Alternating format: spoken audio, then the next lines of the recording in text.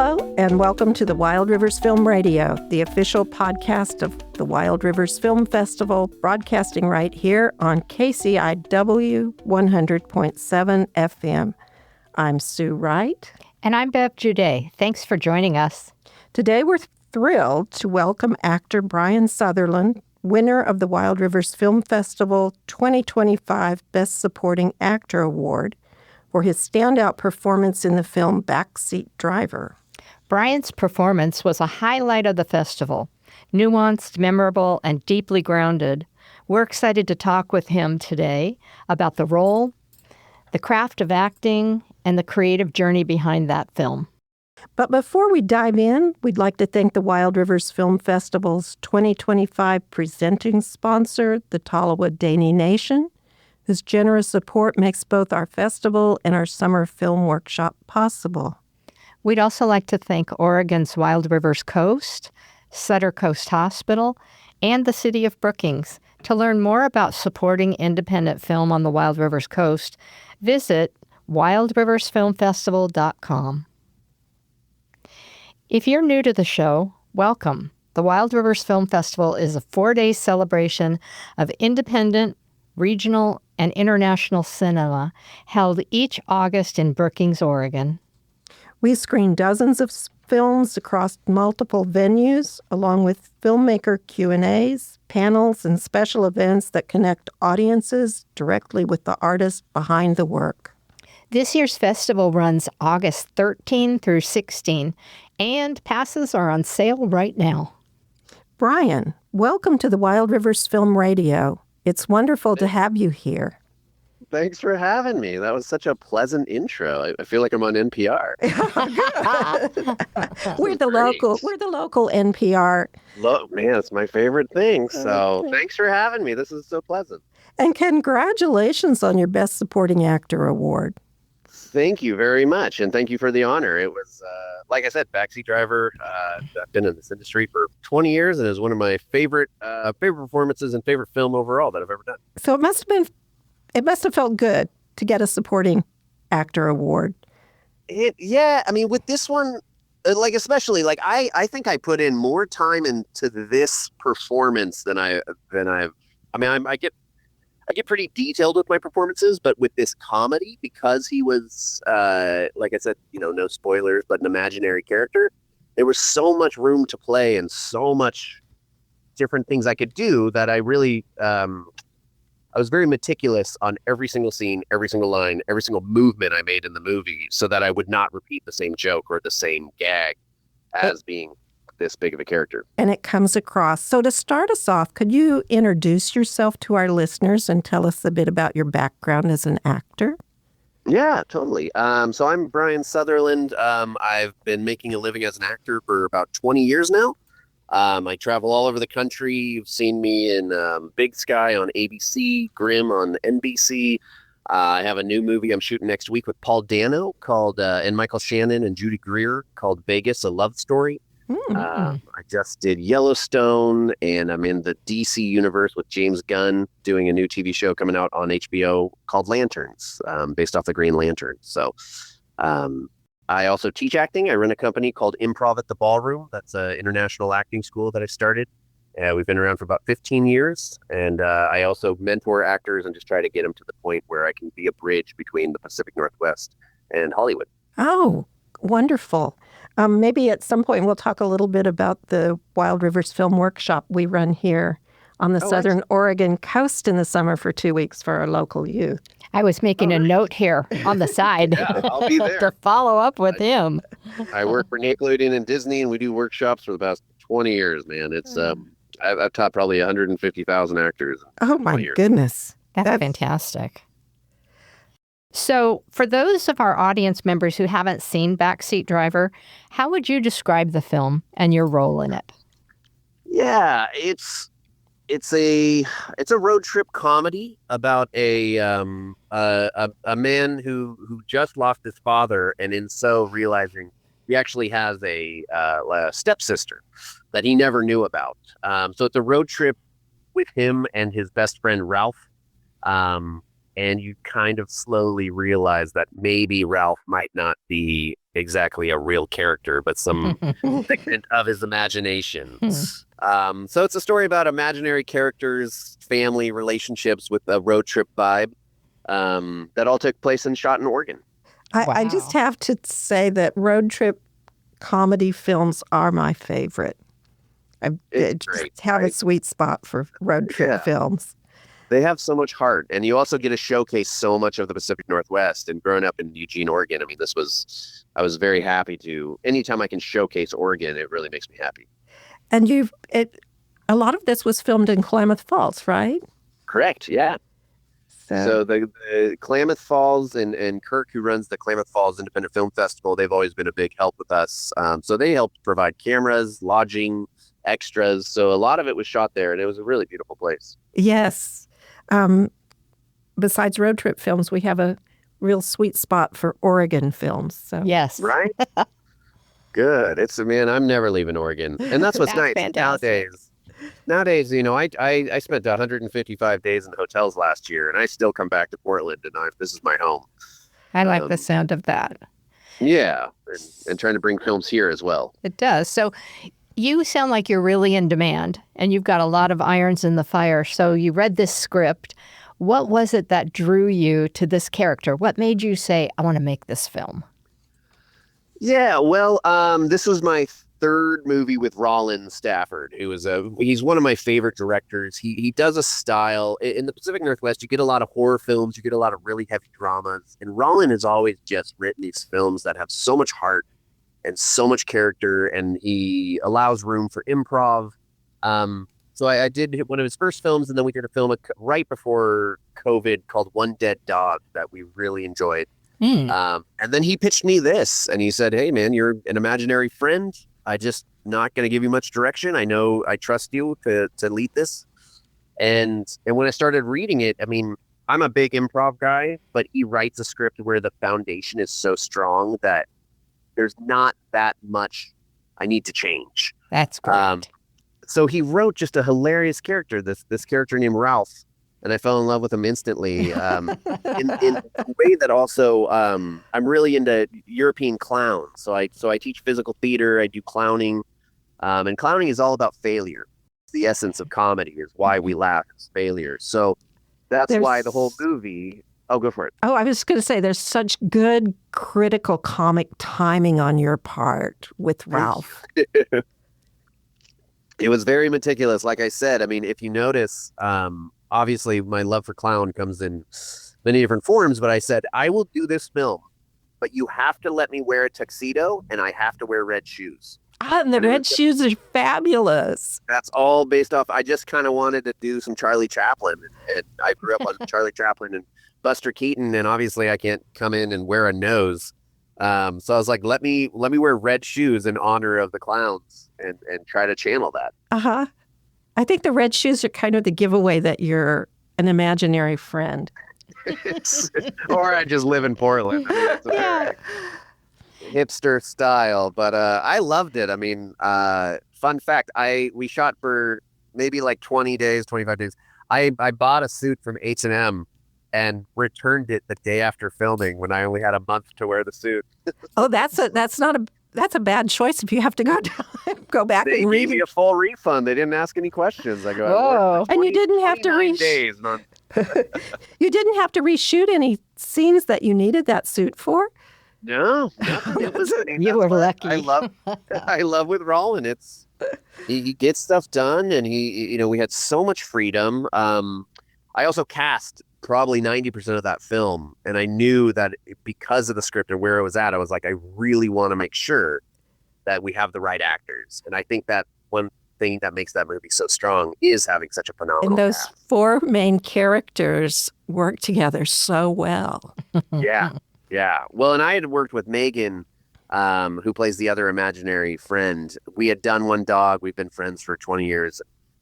I was trying to cast anybody but her, but at the end of the day, I always come back and I go, "You're it again." Like, she's so cute. My best friend, so cute. She's such a phenomenal talent, and we try to do everything together. And same thing with like Laura Welsh, who plays his sister, and she was absolutely amazing.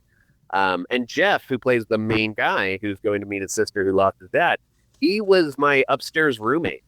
Like, I had never met him, and we were looking for these leads, and we had pretty big names in LA we were going for, and but we needed this kind of neurotic character that was grounded and really somebody who would make an imaginary friend as a 30, 40-year-old man. Uh-huh.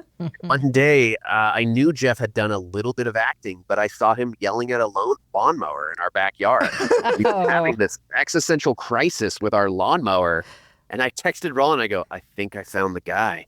Oh, that's great. That's a And he great booked a story. lead role. And he's He does crazy. it too. He was him. And I thought he just did such a fantastic job in that movie. But that's kind of how it came to be with casting. That's so cool. So being that you've worked with some of these people before, you worked with the director before, what kind of things went on since you had that experience together? Like, did you guys collaborate on set or did you get together outside privately? And what about the chemistry that was going on between all of you during that time? Well, I mean, with like Laura and Megan, their favorite thing is just to make fun of me for 12 hours a day. So it made it so fun. And I just take it because I love both of them so much. So we show up, we've worked together for so long. And that's what's nice is casting your friends that are also massive talents. Yes. That we just show up and we know we're always trying to one-up each other. And we have full trust that it's in the faith of the film, in the power to make the film better. But because it's a comedy and it has so much heart, like it just flowed so naturally. I mean, we would shoot 2-3 takes, and every once in a while we'd ask to do one more because we had a better idea. But really, it was about one-upping each other, pushing each other's buttons, trying to surprise each other, and trying to make each other break. And we're all pretty funny people, so it's like going to summer camp. It sounds like it. Paid to make this movie. It's so, I was like, most of the days I wake up and I go, how is it possible I get to do this for a living? Oh, that's great, isn't it? When work is play. Exactly. And that's how my whole life has been. I've been very blessed to have amazing projects land on my table. And this was one that was, also we were shooting Klamath Falls. Anytime you get to, be away for 2 weeks, just living with everybody. It just, you wrap the film and you have so much fun just playing and hanging out with each other and trying to decide what to do to throw the next person off. And like I said, it has a lot of heart. We always think about film crews being almost like family, and we know that they usually work together, one film after another. But it's interesting to hear you talk about the actors essentially working like a film family. Yeah, so. I think, Megan and I have done at least 8 projects together. Laura and I have done 5 or 6 projects together. Other people that I brought in, it's just, and with Roland, I'll work with Roland. I write him every 3 months. I write him and going, hey, we should do a Christmas movie. Hey, we should do a Halloween. I'm like, come on, man, let's keep going. Because he's just one of the easiest people to work with. And he also has a good turnaround. Like I said, this film altogether, maybe within a year, was start and finish, and then it was out. That's really clean. And when you said you were filming like 20 or 21 days, and you didn't have to reshoot anything, that's really impressive. Yeah. Really, he is more. While the films look good, they sound good, they're fun. He works with people that really love doing what they're doing, and we had a new crew that I'd never really met before, and they just became family. Yes, they were such talent. Like.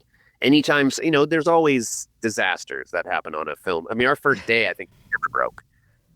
We lost, I think it was the battery or lens. Like, we lost something, and nobody panicked. Nobody stressed at all. We just knew it would come. And sure enough, Kirk from Klamath Films, just came and had the exact same camera, and we picked up right where we left off. Going. Okay. Yeah. And those happy accidents make better films, I believe. They do. And were there any scenes that really stand out for you where the chemistry between you guys just really came together in an unexpected way? Every scene was written so well that's why I wanted to approach it like thinking I was 10 steps ahead of what we would do. Like I was like, okay, after we do this take, I can then do this take where I jump on the couch and then I jump to the table. Like I was trying to plan it all where I go, what about this? What about this? What if I try to open the door and I put the child safety locks on? What if I lick? That was so funny. The thing is, when you're playing an imaginary, I play a lot of nerds and serial killers, and it's very strange. But both of those people, there's no rules to what you can and can't get away with. So when I was, offered this role of an imaginary friend, you can't judge and say he wouldn't do that because he's not real. Actually, I That's could. So you've played serial killers. What did you say? You played serial killers and something else. And nerds. And nerds. Like very Okay. optimistic idiots, I call So them. Or, when I watch Ralph, you're acting with Ralph. It comes off as Jack Nicholson and Jim Carrey got mashed up together. Whoa. thank you. That is my cover letter, actually. And so now 100%, you called it. Now I understand where that comes from Yeah. yes. I just got new agents in Chicago and Atlanta, and my cover letter literally says, if Jack Nicholson and Jim Carrey had a baby. It would be you, huh? They open it up every time and they sign me. So Okay. It's good. That's a perfect segue into my next question here. What's it been like for you to see the audience reactions to your film? really good. I mean, like I said, we had a premiere a couple months ago at the Tomorrow Theater, and it was packed. I mean, it was a beautiful brand new theater that opened up in Portland on Division Street. And I've had tons and tons of premieres, and I always love it. But when people like the film or are just trying to be nice. Oh, yeah. And this, I mean, my mom finally, she was in town watching, and she finally was like, I'm going to go back to the hotel. Because there was such a long line of people wanting to say hi and give us compliments that, like, my mom was like, all right, I'm over it. Oh, that's great. And so it was really nice, and I was really proud of this one. Like I said, I mean, I'm fortunate to do dramas, and I do some comedies, and I do some TV here and there, but to have this much material and to know that, to hear the audience laugh and genuinely laugh, and I'm a big stickler with clown and laughter and what laughter is. It just put a smile on people's face, and if I could do this movie 100 times over again, I would. Oh, that's cool. It doesn't have any drama. It's a feel good movie to the best thing that I've ever delivered. Mm-hmm. Anybody can watch this and go, this is my comfort movie. Yes, it is that. And it's rewatchable too. It is so rewatchable. I would say usually I watch my movie and I go, I'll see that again in 20 years. I want to come back just a moment to the character development in this, because for me, that's what it's all about. Yeah. But were there moments where less felt like more in your performance? 100%. Yeah. What I really played with was loneliness. Yes. There's this moment that who is Ralph? If you take out the whole, because as an actor, you can't act being an imaginary person. Like, you have to be, it's like if you're playing a serial killer, you can't play evil. You have to make him a human being who's trying to do good. And so for me, I was like, what happens if your best friend and the only person you ever know leaves you? Oh, where did that leave you? And so I played a lot with like this underlying sadness of abandonment. Yeah. And then understanding that it's gonna be okay. That, like, you think you're gonna be lost in this void forever, but realistically, like, you are enough. And I'm not alone if I have myself. It's kind of how I approached it. Uh-huh. Because it really is me pushing Jeff at the end, going, hey, go with your sister, move on. You don't need me anymore. But rather than playing it that way, I went, well, what if I need him? Right. And so there is moments where we sat together in silence. And I think silence is it's a hard one, isn't it? It's a hard one because actors want to talk and actors want to overperform. And I think watching a character think on film is the most fascinating thing in the world. It is. More than watching an actor think, like, what are my lines? Watching a character sit in silence. So that's always been I want to let the audience breathe. But there was a lot of moments of hurt. Like, we have a big fight scene at the end. It's one of my favorite scenes. It was actually the first thing we shot in Klamath Falls at sunset. We have this big fight scene on this train. And I was like, what about me? You're asking about me. Like, and I think we can all relate to that, whether it's romantic relationships or family relationships, of not being seen and wanting to show that who you are is good enough. Oh, that's really moving. Thank you. Yeah. And so there's a lot of heart in the film, and But I think it's not about jokes. I think Ralph is trying to cover up for all the loneliness and abandonment that he feels of also not being heard. And that seems to be something about the character that kind of surprises us. Did that surprise you once filming began? Yeah. I mean, that's the little Easter eggs you find in shooting every movie is just really about doing the work of how deep do you want to go. And I could have made it all about laughs, but like that's going to get old. And really, for me, it's about we are not just one thing. We as human beings, we're so complicated, and we can have the best day of our life and the worst day of our life in the single day, and that's what films are about. So true. So I always say that when I teach, I say acting is about life and life, because death is too easy. Death, you just get buried and you get to sleep for the rest of your life, and that sounds wonderful. But life can be hard and life can be amazing. So you got to decide and you got to ride that fine line. It's all about transition, isn't it? And change 100%. And how you deal with change. Yeah.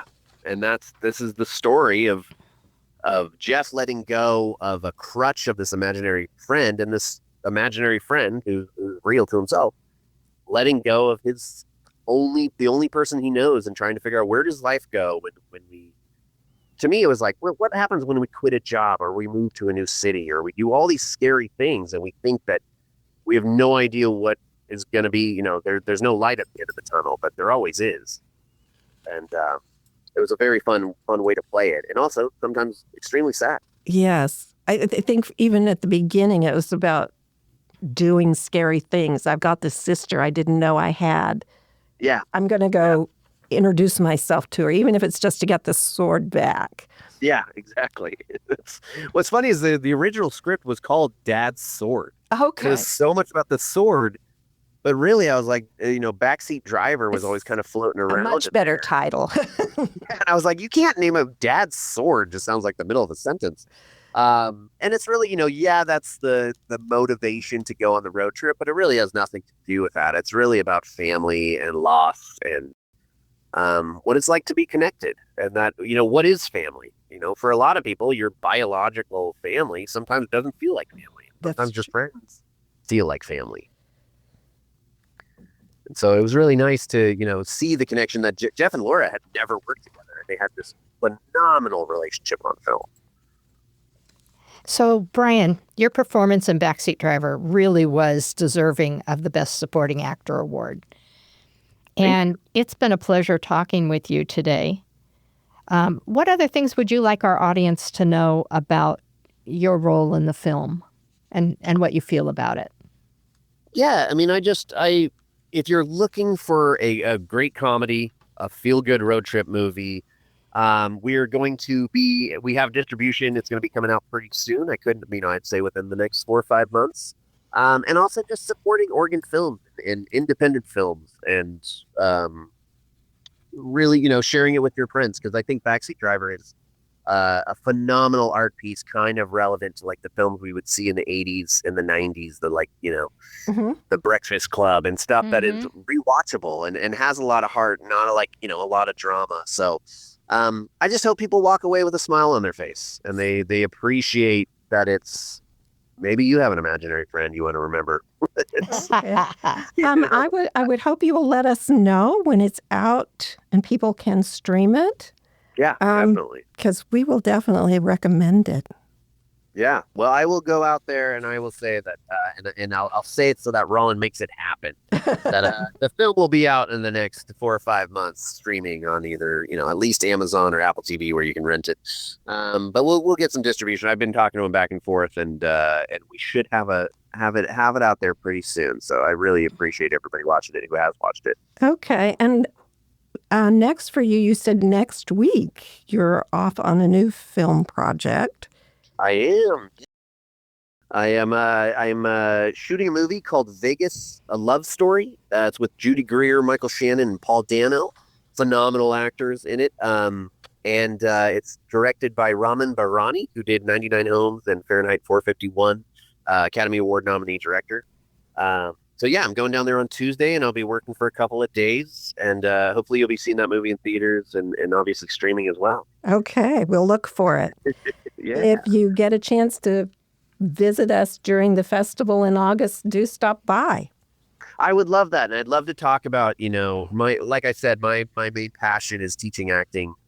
You can check out all my work on Facebook on Improv at the Ballroom or Brian Sutherland Actor on Instagram to help you. I don't care if you've never acted before or you're 6 years old and you have a long resume. It doesn't matter. I've worked with all actors. And so if you guys are doing a youth class and you want me to come up and help out, teach, give anything I can, I really just want people to experience this art form because it can be phenomenal and it can change lives. And it just takes you places you didn't know you could go, doesn't it? Oh, yeah. I have traveled around the world, literally around the world, making movies. And it's been great to do, the difference between doing comedy in Dubai and comedy in Australia and comedy in South Korea. Oh, my goodness. We're going to have another podcast with you, I think. We're going to have to. Stories. And you've made us a very dangerous offer, and we'll take you up on it. All right. Well, just let me know. And if I'm in town, I'd love to come out and help out any way I can. Thank you, Brian. And that's it for this episode of Wild Rivers Film Radio. To learn more about the festival, buy passes, volunteer, or explore sponsorship opportunities, which are wonderful here, visit wildriversfilmfestival.com. You can also follow us on Facebook, Instagram, TikTok, and YouTube. Our recording today was done by Michael Gorse, who's on the other side of the glass in this sound studio. Sound mixing and editing is done by Tom Bozak. I'm your producer, Sue Wright. Our guest today was Brian Sutherland, and host today, myself and Bev Juday. Thanks for listening. And we'll see you at the movies.